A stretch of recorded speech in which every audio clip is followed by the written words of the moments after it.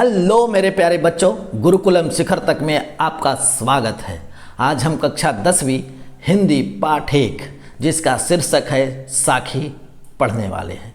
लेकिन वीडियो शुरू करने से पहले अगर आपने चैनल को अभी तक सब्सक्राइब नहीं किया है तो अभी सब्सक्राइब करें और अपने बेल आइकन को दबाना न भूलें ताकि हमारे आने वाले वीडियो का नोटिफिकेशन आप तक सबसे पहले पहुँचे।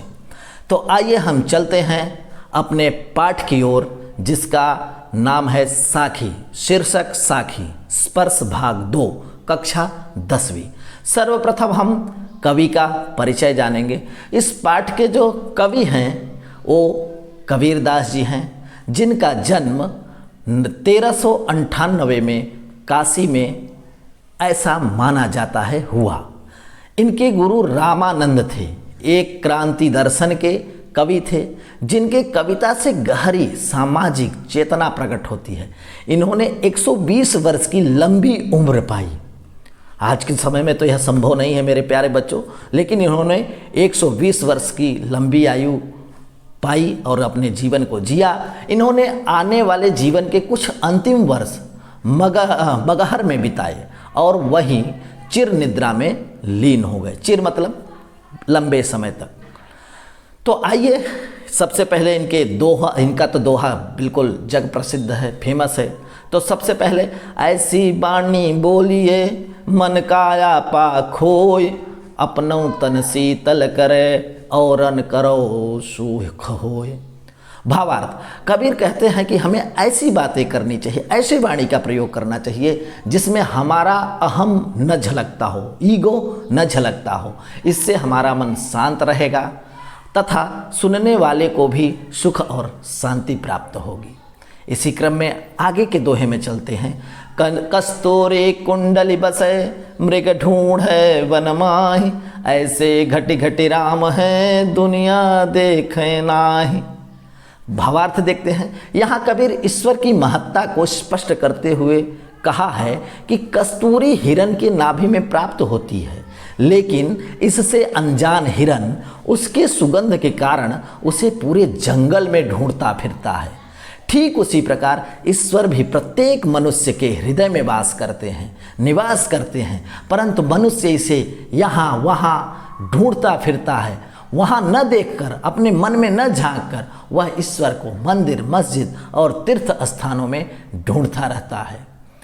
जब मैं था तब हरि नहीं, जब मैं था तब हरि नहीं, अब हरि है महीनाई, सब अंधियारा मिट गया जब दीपक देखो माही। भावार्थ देखते हैं।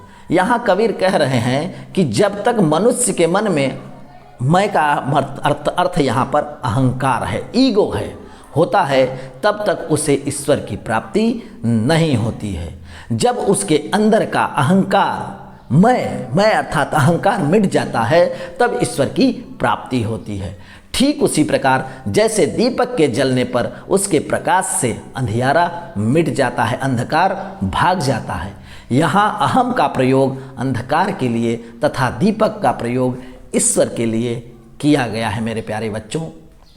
इसी क्रम में आगे के दोहे पर चलते हैं। सुखिया सब संसार है, सुखिया सब संसार है, खाए और सोवे, दुखिया दास कबीर है, जागे और रोवे। भावार्थ, कबीर दास के अनुसार ये सारी दुनिया सुखी है क्योंकि ये केवल खाने और सोने का काम करता है, इसे किसी भी प्रकार की चिंता नहीं है। उनके अनुसार सबसे दुखी व्यक्ति वो है जो प्रभु के वियोग में जागते रहते हैं, प्रभु के चिंतन में जागते रहते हैं। उन्हें कहीं भी चैन नहीं मिलता। वे प्रभु को पाने की आशा में हमेशा चिंता में रहते हैं, हमेशा चिंता में विलीन रहते हैं, हमेशा ईश्वर की भक्ति में लगे रहते हैं। इसी क्रम में आगे बढ़ते हैं। आगे का दोहा है। बिरह भुवंगम तन बसे, बिरह भुवंगम तन बसे, मंत्र न लागे कोई, राम वियोगी ना जीवे, जीवे तो ब्यौरा होय, जिए तो बौरा होय। भावार्थ, जब किसी मनुष्य के शरीर के अंदर अपने प्रिय से बिछड़ने का सांप बसता है तो उस पर कोई मंत्र या दवा का असर नहीं होता है। ठीक उसी प्रकार राम यानी ईश्वर के वियोग में मनुष्य भी जीवित नहीं रहता। अगर जीवित रह भी जाता है तो उसकी स्थिति पागलों जैसी हो जाती है। आइए इसी क्रम में हम और आगे देखते हैं। निंदक नेड़ा राखिए, यह भी बहुत ही जबरदस्त दोहा है। निंदक नेड़ा राखिए, आंगन कुटे बधाए, बिन साबण पानी बिना निर्मल करे शुभाए। भावार्थ, संत कबीरदास जी कहते हैं कि निंदा करने वाले व्यक्ति को सदा अपने पास रखना चाहिए, लेकिन हम उल्टा करते हैं। जो हमारी तारीफ, जो हमारी प्रशंसा करता है, हम उसको पास में रखते हैं। लेकिन कबीरदास जी क्या कहते हैं? निंदा करने वाले व्यक्ति को अपने पास रखना चाहिए। हो सके तो उसके लिए अपने पास रखने का प्रबंध भी करना चाहिए, ताकि हमें उसके द्वारा अपनी त्रुटियों को सुन सकें और उसे दूर कर सकें।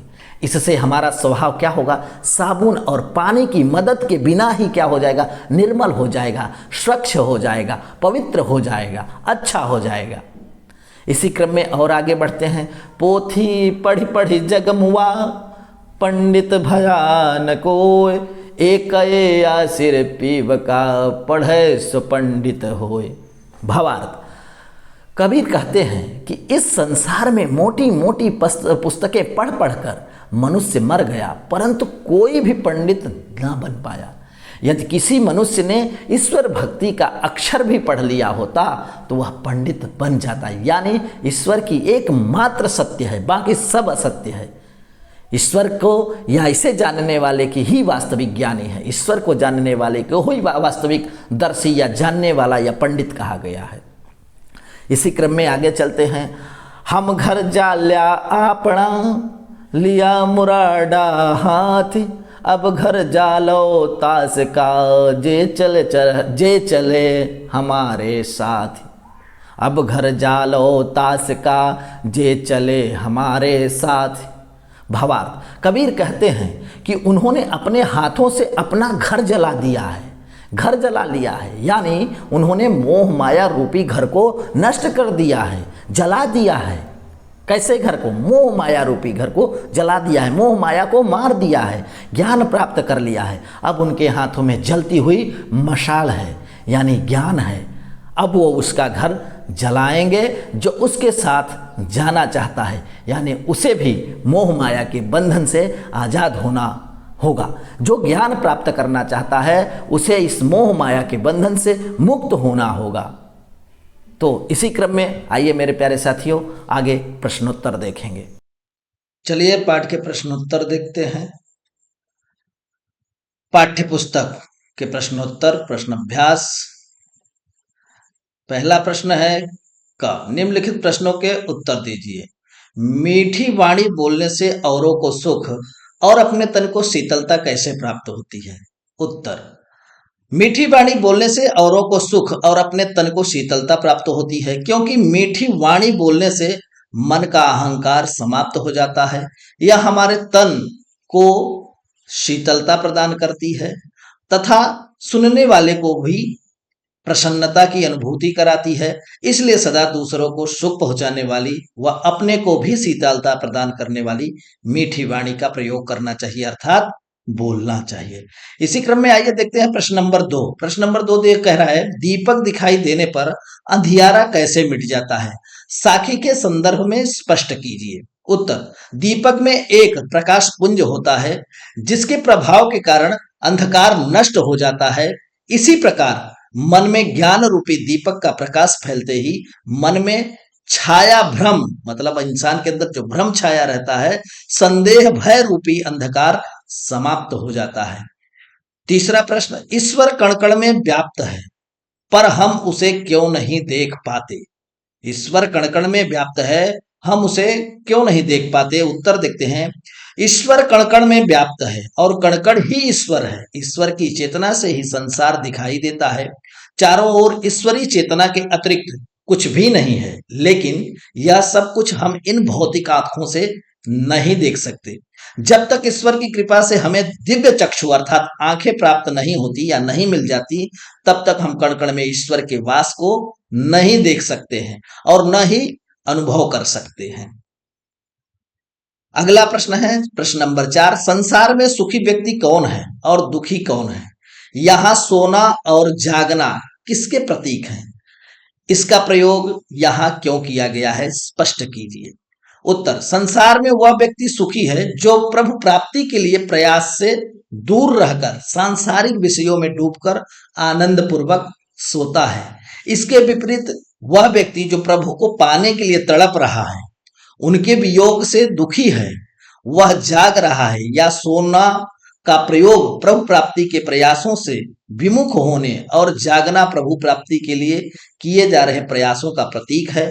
इसका प्रयोग मानव जीवन में सांसारिक विषयों, वासनाओं से दूर रहने तथा सचेत करने के लिए किया गया है। प्रश्न नंबर 5, अपने स्वभाव को निर्मल रखने के लिए कबीर ने क्या उपाय सुझाया है? बहुत ही अच्छे अच्छे प्रश्नोत्तर हैं, आइए देखते हैं उत्तर। अपने स्वभाव को निर्मल रखने के लिए कबीर ने निंदक को अपने निकट अर्थात समीप रखने का सुझाव दिया है, क्योंकि वही हमारा सबसे बड़ा हितैषी है। अन्यथा झूठी प्रशंसा कर अपना स्वार्थ सिद्ध करने वाले तो अनेक मिल जाते हैं। निंदक बुराइयों को दूर कर सद्गुणों को अपनाने में सहायक सिद्ध होता है। निंदक की आलोचना को सुनकर आत्मनिरीक्षण कर शुद्ध व निर्मल आचरण करने में सहायता मिलती है। इसी क्रम में आइए देखिए प्रश्न नंबर 6, एकय असिर पीब का पढ़े सुपंडित होय, इस पंक्ति द्वारा कवि क्या कहना चाहता है?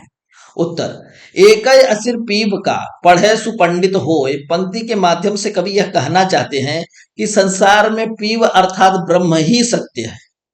उसे पढ़े या जाने बिना कोई भी पंडित या ज्ञानी नहीं बन सकता है। प्रश्न नंबर 7, कबीर की उद्धृत साखियों की भाषा की विशेषता स्पष्ट कीजिए। उत्तर देखते हैं। कबीर की साखियों की भाषा की विशेषता है कि यह जन भाषा है, जिन्होंने या उन्होंने चेतना, जन चेतना और जन भावनाओं को अपनी सुधक्कड़ी भाषा द्वारा साखियों के माध्यम से जन जन तक पहुंचाया है। इसलिए डॉक्टर हजारी प्रसाद द्विवेदी ने इनकी भाषा को भाव निरूपिणी माना है। अपनी चमत्कारिक भाषा के कारण आज भी इनके दोहे लोगों की जुबान पर है। निम्नलिखित का भाव स्पष्ट कीजिए। प्रश्न 1, विरह भुवंगम तन बसे मंत्र न लागय कोई। उत्तर, इस पंक्ति का भाव है कि विरह जादुई पृथकता, अलगाव। विरह का मतलब अलगाव, पृथकता, जो पृथक हो जाए, पृथकता एक सर्प के समान है जो शरीर में बसता है और शरीर का क्षय करता है अर्थात नाश करता है। इस विरह रूपी सर्प पर किसी भी मंत्र का प्रभाव नहीं पड़ता है, क्योंकि यह विरह ईश्वर को पाने के कारण सताता है। जब अपने प्रिय ईश्वर की प्राप्ति हो जाती है तो विरह रूपी सर्प शांत हो जाता है, समाप्त हो जाता है, अर्थात ईश्वर की प्राप्ति ही इसका स्थायी समाधान है। प्रश्न 2, कस्तूरी कुंडल बसै मृग ढूंढे बन माही। उत्तर, इस पंक्ति का भावार्थ है कि भगवान हमारे शरीर के अंदर ही वास करते हैं, अर्थात हर मनुष्य के शरीर में ईश्वर का वास होता है। जैसे हिरण की नाभि में कस्तूरी होती है, पर वह उसकी खुशबू से प्रभावित होकर उससे चारों ओर ढूंढता फिरता है, ठीक उसी प्रकार से मनुष्य ईश्वर को विभिन्न स्थलों अर्थात स्थानों पर तथा अनेक धार्मिक क्रियाओं द्वारा प्राप्त करने का प्रयास करता है, किंतु ईश्वर तीर्थों, जंगलों आदि में भटकने से नहीं मिलते, वे तो अपने अंतःकरण में झांकने से मिलते हैं। प्रश्न नंबर 3, जब मैं था तब हरि नहीं, अब हरि है मैं नाही। इसका भावार्थ देखिएगा। उत्तर, इसका भाव है कि जब तक मनुष्य के भीतर अहम अर्थात अहंकार की भावना अथवा अंधकार विद्यमान रहता है, तब तक उसे ईश्वर की प्राप्ति नहीं होती। अहम के मिटते ही ईश्वर की प्राप्ति हो जाती है, क्योंकि अहम और ईश्वर दोनों एक स्थान पर नहीं रह सकते। ईश्वर को पाने के लिए उसके प्रति पूर्ण समर्पण आवश्यक है। प्रश्न नंबर 4, पोथी पढ़ पढ़ जग मुआ पंडित भयान कोय। उत्तर, इसका अर्थ है कि पोथियां एवं वेद पढ़ पढ़कर संसार थक गया है, लेकिन आज तक कोई भी पंडित नहीं बन सका। अर्थात ईश्वर के प्रेम के बिना, उसकी कृपा के बिना कोई भी पंडित नहीं बन सकता, तत्व ज्ञान की प्राप्ति नहीं कर सकता। इसी क्रम में आइए और आगे देखते हैं।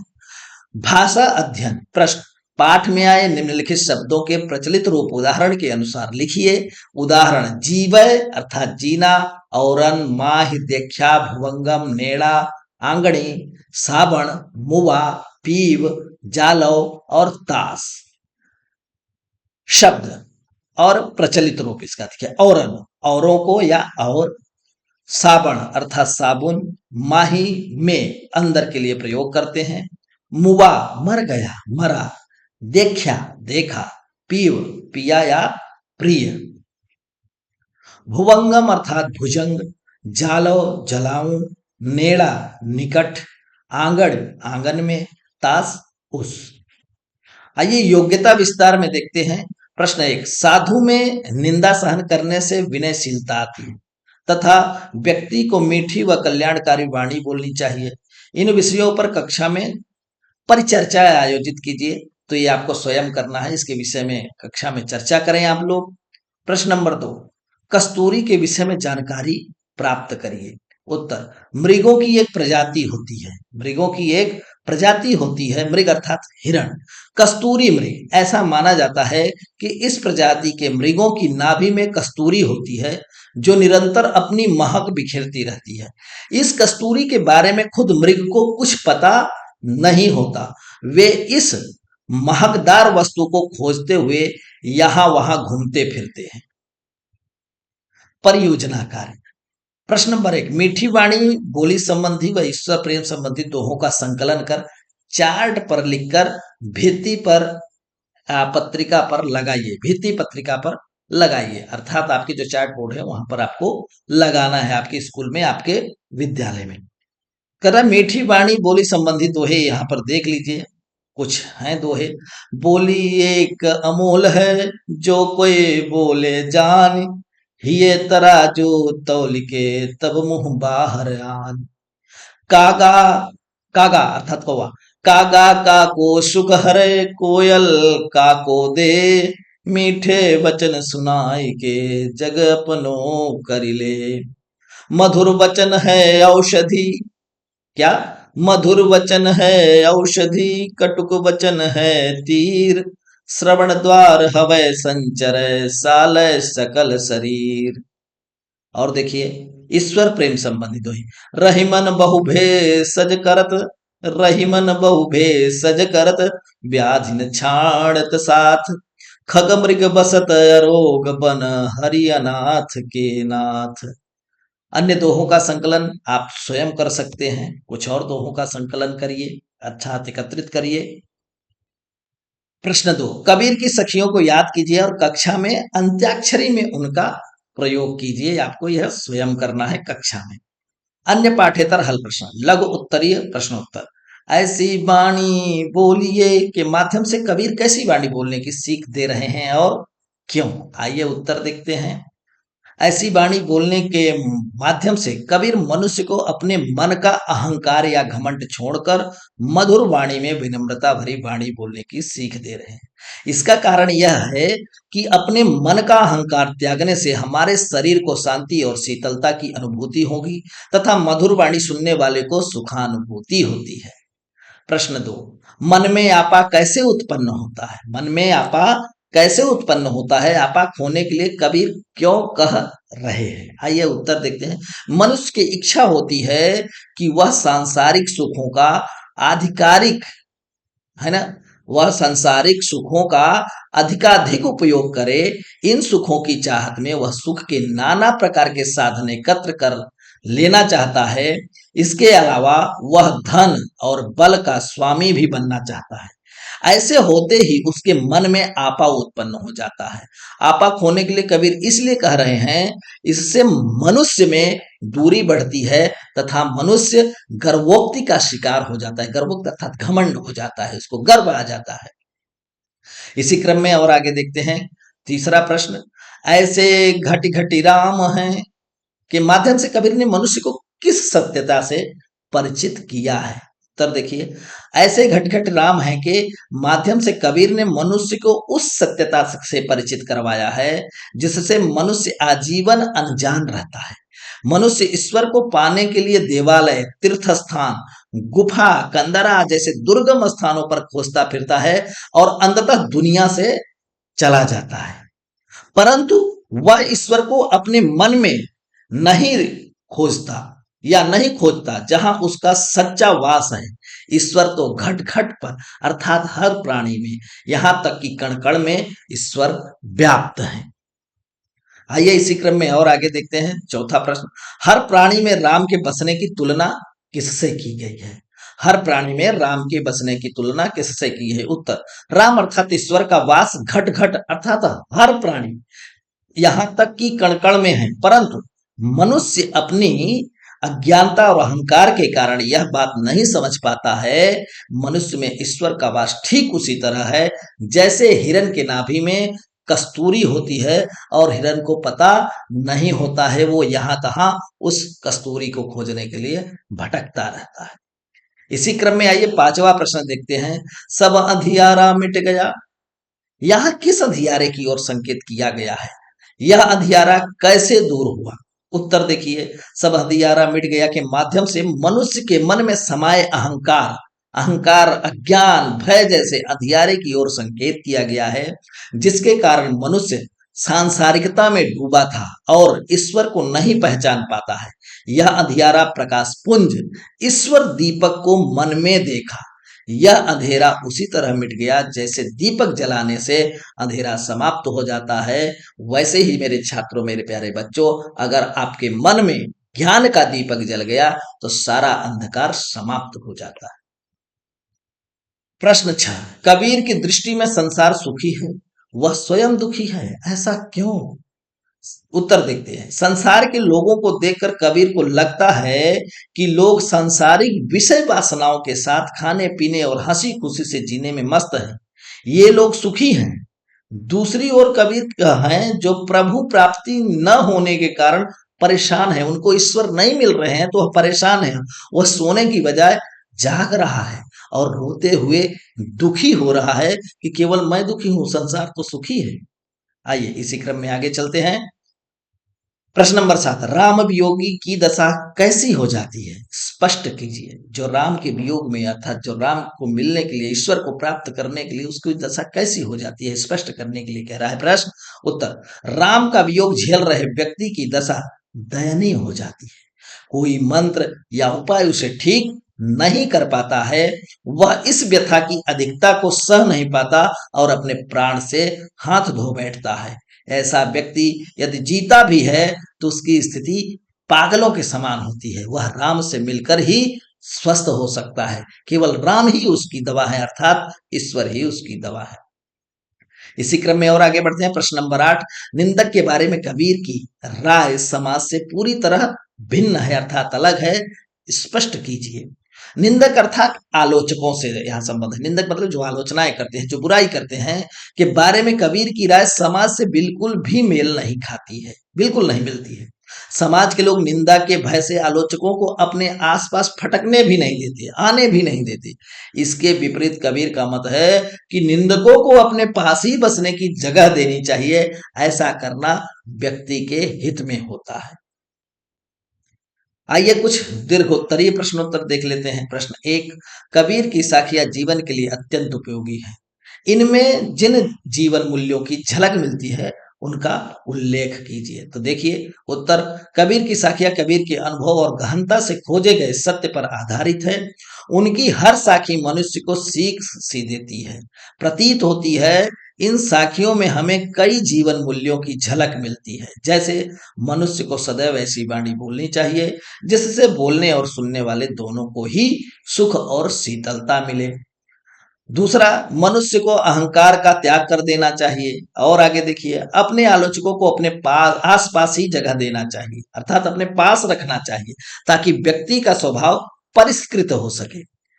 और आगे, ईश्वर प्राप्ति के लिए मनुष्य को उचित प्रयास करना चाहिए, जिसके लिए यह समझना आवश्यक है कि उसका वास घट घट में है, उसका अर्थात ईश्वर का। प्रश्न 2, ईश्वर के संबंध में कबीर के अनुभवों और मान्यताओं का वर्णन साखियों के आधार पर कीजिए।